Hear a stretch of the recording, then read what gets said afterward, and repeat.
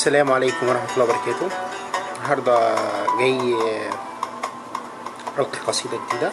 تمام، اسمها أحبيني واسمعي. أحبيني يا حبيبتي ولصمت حروف اسمعي. جئتك من بعيد عاشقا وأعلم ما تتمنين، وأرثمك في الحروف قمرا ما شاء رب العالمين، وأخاطبك من كل وقت وكل حين، وأبحث عن عيناك فأجدك أرق عيون ما بين حور العين. أخبريني من أكون حين أنت لحروف تنصتين؟